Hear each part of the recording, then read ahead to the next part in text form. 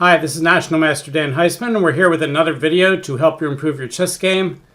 If you haven't told your friends about my channel, Dan Heisman Chess, we've got about every possible improvement subject covered, but we're going to even try a new one today. We're going to talk about mini plans, so do tell your friends about the channel. Okay, mini plans. What's a mini plan? Well, a mini plan is sort of like what you want to do, but not for the next 20 or 30 moves, but maybe what you want to do over the next 2, 3, 4, 5, 6 moves. A mini plan.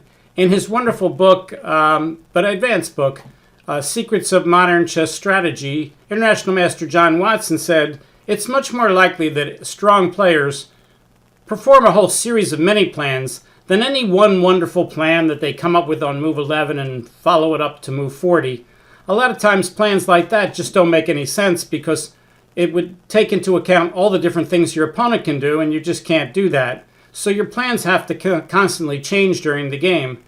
And John said the kind of games that you see in books like Judgment and Planning in Chess by Uwe, those kind of games where you have a certain kind of position where you have a little advantage on move, 17, and then you play out the whole rest of the game according to one big long plan, which is broken up into a couple steps, is actually pretty rare. Much more common, as I said, is these little mini plans where you're kind of asking yourself, what am I trying to do in the next few moves? Now, Andy Soltis has a book called 100 Chess Master Trade Secrets, and his first chapter is 25 Priyomes. What's a Priyome? Well, Priyome is a middle game strategy, a little middle game idea that you can do that occurs in lots of different positions. So in a sense, a Priyome is a middle game mini strategy, a mini plan that can occur in lots and lots of different positions. So we're talking in this video mainly about mini plans, but a Priyome then is a good example of a kind of mini plan that occurs a lot of times. So the first game that he gives as an example of this mini plan is the game Tal Najdorf in Bled 1961. And the idea here is, in a lot of these Najdorf positions, you'll see a black pawn on d6 and e5, and there's no c-pawn because it's an open Sicilian, so the d5 square will be weak. And a lot of times what white tries to do is he tries to destroy the pieces that defend that square so that he can get more pieces on that square than black can get. And if he can put a piece on there and that piece can be captured and recaptured with a piece, so that he always keeps a piece there, then that's good for white. So for instance, suppose for the sake of argument, white tries to play knight d5 right away here. Well, already that's a problem, because if black takes with the knight, black's attacking this bishop twice. If white plays bishop takes e7 double question mark, black will recapture with the knight and white has just lost a piece. On the other hand, if white takes back with the pawn, then black could do something just like bishop takes g5, and now when white gets his piece back by d takes e6, then f takes e6. So what we're seeing here is that white can't put the knight here right away. So what white wants to do is remove the guard, and he's willing to give up the bishop pair to do it. So he plays something like bishop takes f6, bishop takes f6, giving him more pieces to attack that weak square than black has defending it. And now in the game, Tal played queen to d3, getting ready to pile up on the d-pawn and pile up on that d5 square. And here, the right idea for black, and Soltis says this in the book, and it's backed up by Stockfish's analysis, is that Najdorf now wants to play bishop to g5. If he plays bishop g5 right away, let's see, Stockfish, you want to do it on this move or the next move? Stockfish says you could wait one move. All right, so knight c6 and then knight d5. All right, so here the idea is if he takes with the bishop, you would never take with this pawn. A lot of beginners would take with the pawn and say, oh, I win a tempo on the knight. Well, you're not winning a tempo. It cost you a move to capture with the pawn, and it's going to cost him a move to move the knight, and you're not undeveloping the knight. And what happens when you do this is if we draw a line down the middle of the board now, black has a kingside majority of 4 on 3, which is very mobile. And white has a 4 on 3 also, but it's harder for white to achieve his break move of c5 here and get a passed pawn, while black already can create passed pawns with his f and e pawns. For instance, if white does nothing here, if white plays c4, let's say black tries to stop white from playing c5 first with maybe something like b6 and then rook a c1. Black can play an idea like g6, and let's say white plays, I don't know, let's just make some moves. Rook f d1, bishop g7.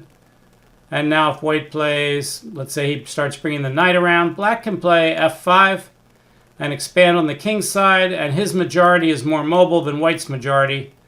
And Stockfish says the game is roughly equal. He thinks white can go for his break with b4, and what even says white might even be a little better, but white doesn't really want to take with the pawn here.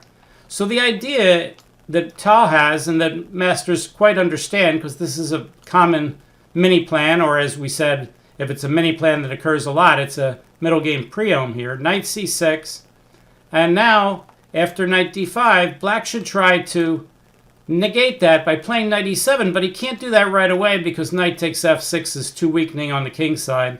Even though black can try to break here, this pawn is very, very weak. Rook on a to d1. So what black should do is wait a move before he does this. He should just get the bishop out of the way and go to this diagonal. Now, normally this kind of thing doesn't work because that's the original diagonal for the white bishop. But black can play there because white's already traded that bishop off. And now pretty much no matter what white does, let's say he goes for that c5 break again, black can now play knight e7. And white can't keep recapturing with pieces here because he doesn't have enough pieces to put on that square. If he puts a rook on there and black now takes, let's say knight takes, white can't take with the queen. He has to take with the pawn, and that will shield this back pawn here. It's not, well, it is backward pawn as long as white doesn't have a pawn. But as soon as white takes back with a pawn, now this isn't a backward pawn anymore. Backward pawns are not pawns that are blocked. It's the back pawn of a pawn chain, but it's not a backward pawn. And here already, look at that advantage for black with the bishop pair. Minus 1.2 after bishop d7. And you can see the next few moves for white. White tries his break. Black plays against that. White takes. Black says, let's get these pawns rolling. White plays knight d2, trying to come in. Bishop f5, hitting the queen. Knight e4. Bishop takes, queen takes. He gets his pawn back. Queen g4, hitting the bishop. Bishop comes back. Rook c1, and here comes that move f5. And now black has that mobile majority and white's left with an isolated pawn. So again, let's get back to the game. So that's what Najdorf could have done to try to negate Tal's strategy. But after knight d5, he missed the move bishop g5. In the game, Tal played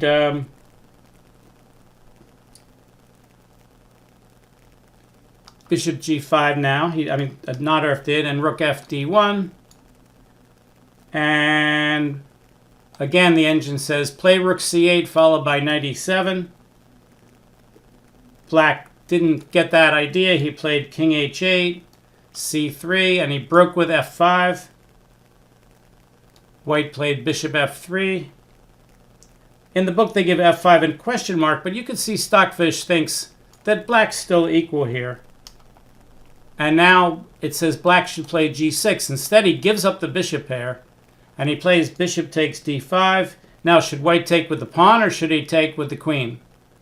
Well, let's look at the difference. Taking with the queen attacks this backward pawn and also puts a piece on the outpost square. Taking with the pawn blocks that. Look at the difference between them. Queen takes is plus 1.6. Pawn takes, a major positional blunder. Again, weaker players go, oh good, I'm attacking the knight with a pawn. Big positional blunder, minus 1.4. So there's actually a 3-pawn difference in this Priome on whether you take with the queen or the pawn. And of course we know that Tal took with the queen and got a big advantage and went on to win the game. So this is a little mini plan. The mini plan again is remove the guard, occupy this square with a piece. The defensive mini plan here, oh, didn't play knight d5 right away. Queen here, knight here, bishop here. The defensive mini plan would be to try to trade off that knight and try to make white capture with the pawn. If you can make white capture with the pawn, then your mini plan succeeds. If he can't capture, if white doesn't have to capture with the pawn and he can capture with a piece, then white retains a big advantage. So it's kind of a fight. Both sides have their little plan here. There's many plans all over the place. Let's look at an endgame that Magnus Carlsen had the other day. Let's see if I can remember the position. Magnus was black, and he had a king here. I think he was in check. And the knight was here. And whoops, don't want to move this board. Black had a pawn here. And white's king was somewhere over here around c3, and black had a bishop on c6. Okay, so black was in check. We'll make it black's move. That would help since he's in check. It better be his move. All right, so now the question becomes, we'll make the board a little bigger. Can black win? Both sides have mini plans now, but here the mini plans are going to pretty much take him almost all the way to the end of the game. White's mini plan is crystal clear. Be ready to sacrifice your knight for that pawn. Black can't win with just a king and a bishop, but he can win if that pawn becomes a queen. Black's plan is to stop him from doing that, and the way to do that is to kind of put him in zugzwang, which is make him move out of the way. So for instance, let's look at a further position that could occur. Let's say later on, black gets the pawn down to h3. We'll put the pawn on h3, and white is ready to sacrifice his knight for it. And white guards the knight with the king. Okay, if white could, let's put the black king back down on g2 or g1. Oh, okay. Let's put the knight on dark squares because we don't want to check the king away. That would be too easy. So we won't blockade it from light squares. We'll blockade it from dark squares. So let's say we get to a position like this, and now it's what the black's trying to win. And you might say, well, how could he ever win? The knight can always sacrifice himself for the pawn. And the answer is easy. The answer is that white can easily be put in zugzwang in these kind of positions. So the plan here would be to just make it white's move. And the best way to do that is to take away the squares where the king is guarding the knight, especially e2. So, and you want to do that from a distance so he doesn't have forks. So rather than playing bishop f3, which could be a little more complicated, we play bishop b5, make it black's move again. Bishop here, and now white's in zugzwang. If he moves the king away from the knight, we take the knight and then we queen. If he moves the knight, then we can just get a queen because he can't fork the king or get a perpetual check. If he goes in the corner and black takes and white says, you can't get out of the corner, then all we have to do is guard this f1 square so that white can't go back and forth. And our little mini plan is just to guard the f1 square with the bishop, and we just move the bishop back, and now white's in zugzwang and he has to move away. So what that means is white can never really get comfortable to get a solid position like this and try to stop the pawn. So let's go back to the game. King here, pawn here, pawn here, king here, and the knight is checking him on f5. Well, the knight can't stay here forever and attack the square because the bishop can easily attack the knight and make him go away. So white's not going to be able to sacrifice his knight on h4 very easily here. I think here Magnus Carlsen played maybe, I forget exactly which move he played, but I think the engine actually had a different move than what Carlsen played. But it doesn't matter. Carlsen's plan won and the engine's plan. So let's actually have the engine play both sides, and we'll treat it like a mini plan. We'll have Stockfish show you how he'll execute the mini plan for white against black, against white's mini plan of trying to stop him. So it's black's move, and whoops, I guess it would help if I made it black's move since he's in check. Black's move, and the engine says you can play king g4. I think in the other time I let it run for a long time, it said king to like f2. So king g4, and you say, well, what good is that? He could just keep checking you and you're not going to make progress. But again, you could kind of triangulate around And let's see what he does. So knight e3 check. And now if king to g3, white will simply repeat the position, so that doesn't make sense. So here's king to f3, and you might say, well, what good is that? The knight can keep going back to f5 forever. So knight f5, and now we're going to hit that knight so he can't stay there. We're going to play bishop to e4. Okay, notice if the knight goes here, this is what I call domination of the piece.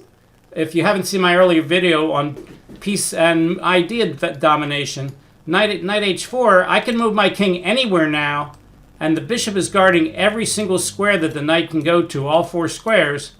And that means I'm just going to win the knight. For instance, king to g4, king to d4, hitting the bishop.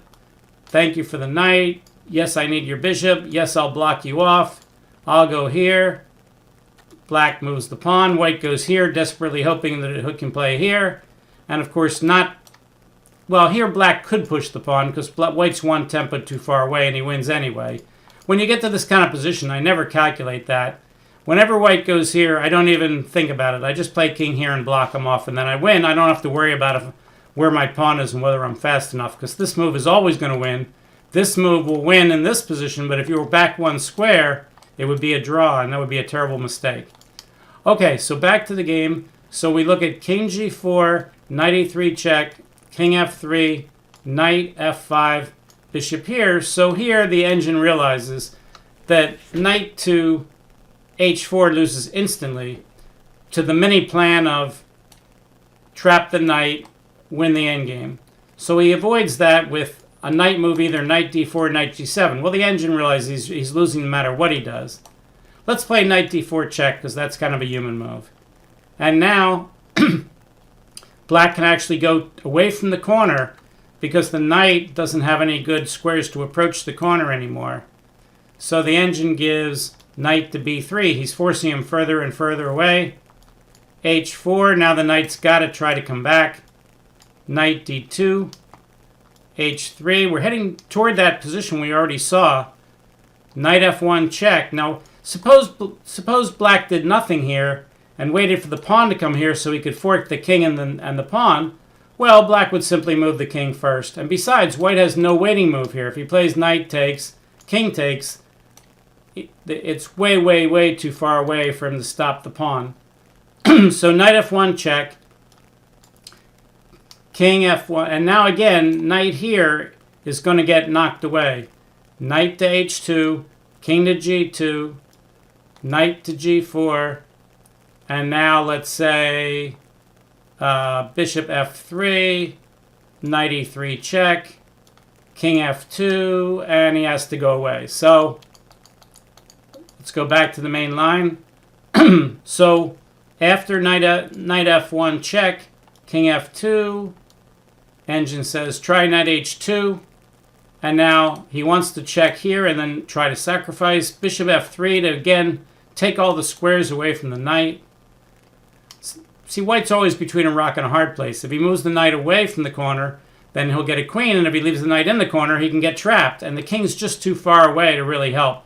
But even if the king were a lot closer, unless the king was actually in front of the pawn, if the king was in front of the pawn, there'd be a whole different endgame.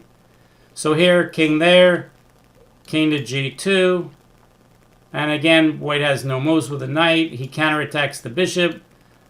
Black says, okay, you can take my bishop because I can go out of the way and get a queen. And this is not exactly how Carlsen won the endgame, but he won it in a very similar manner using this kind of mini plan.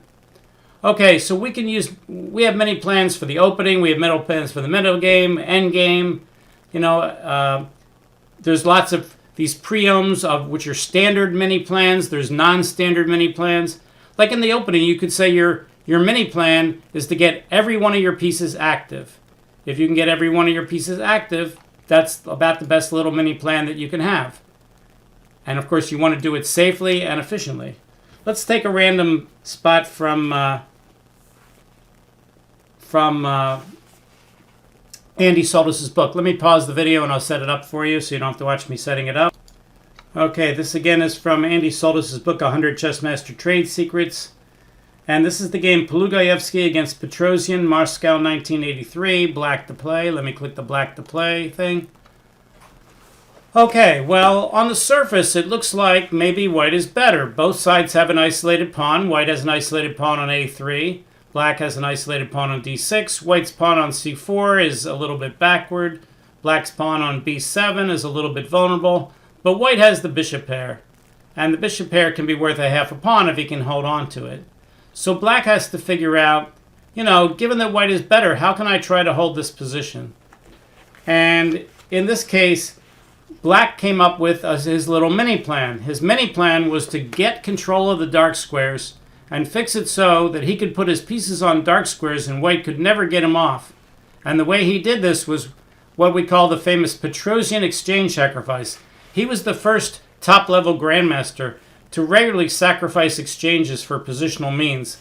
I think when Watson wrote his book that we were talking about earlier, Secrets of Modern Chess Strategy, and the follow-up book, I think Modern Chess Strategy and Practice, he went back and he looked at exchange sacrifices over the 20th century, and he found up to World War II it only occurred in, like 1% of the games or 1.5%. But after World War II, it zoomed all the way up to around 3%, and Petrosian was a large reason for that. And in this position, Petrosian played rook takes e3 to give his knight and his bishop complete control over these dark squares. Let's see if Stockfish agrees, and if not, where he would rate that move. Look at that. Stockfish, who doesn't care about psychological things or who's very greedy and who's very positional dependent, sees that Petrosian's move is the very best move. This is a move that lower-rated players wouldn't even think of. They would say, oh, I can't take that bishop. It's guarded by a pawn. I would lose a rook for a bishop, and on Reinfeld numbers, that's 5 for 3. I'd lose 2 pawns. But actually, the Reinfeld numbers are a little bit inaccurate. You're actually losing less than 2 pawns. And then when you throw in the half a pawn for the bishop pair, well, that's even more. But what black's really getting here is control of the squares. So rook takes e3. Of course, white has to take back or else he's just down a piece. F takes e3. And now, what's the correct sequence? Well, you can put the knight on c5. He'll never get you off that square. You can put the knight on e5. He'll never get you off that square. And in the game, Petrosian played knight c5. Let's see where that is among the top moves for the computer. It's right there. Knight c5 is fighting rook e8 for number 1. The engine says rook e8 might be microscopically better here, but knight c5 is number 2. So Petrosian plays knight c5. All right, so what's his plan? Well, his plan, as I said, is to dominate these black squares. Now this knight is a monster. The light squared bishop can never get him off that square. The rooks can't even re-sacrifice the exchange. And the knight's controlling all these central squares, which makes it hard for white to fight against. And the white pawns can never go past this dark squared blockade that the bishop has. So after knight c5, white tried to get his rooks rolling. He played queen to c2. Black played rook e8. Black's not trying to win the game here necessarily. He's just trying to fix it so that things are completely neutral. But white kind of get a little frustrated here. Let's compare what white did with what the engine says. The engine says that black's only a little better, maybe a third of a pawn or less, if white plays correctly. So here white plays the best move, rook f3. Pulugaevsky is, of course, a world-class grandmaster. Black played bishop h6, again, trying to tie him down to guarding the pawns. Engine says that white should just give him that pawn. Well, that's hard for humans to do. They have a tendency to want to hold on to it for a while and see what happens. So Pulugaevsky played queen c3, trying to hold on to the pawn. Black says, yes, but I can keep attacking it more times than you can, and you can never push the pawn because my knight's already guarding that square. So here, again, he should surrender the pawn. He can't play king f2 and guard it because knight e4 check forks the queen and the king. Hopefully you saw that. So what can white do? Well, the right thing, again, is just move the king out of the way and let him take the pawn. For instance, king h1. Black could play bishop takes e4, but he's really in no hurry. The engine said, I said bishop takes e3. I said e4. Bishop takes e3, and black's a little better. What happened in the game was kind of sad. White tried to counterattack the d-pawn by playing rook to b6. Okay, so can you figure out what black can do about rook to b6? See if you can figure out what black can do here. Well, not only does he have enough pressure to win the e3 pawn, and not only is the rook on the same line with the king, which is the seat of tactical destruction, but black could simply play knight a4 and fork the queen and the rook. Now you might say, well, what's the big deal? You know, black gave up the exchange and now white's giving up the exchange. Well, it is really a big deal, because how does the queen guard this pawn? Because now black's got these extra pieces on it and he can threaten to take here check when the queen moves. So let's say, for instance, the queen tries to guard the rook and the pawn. Let's say he plays queen to b3. Well, white can take the rook first. Now he's got the exchange back, and now he can fork the queen and the king can't just move out of the way and lose the queen. But if he takes with the rook, black takes back.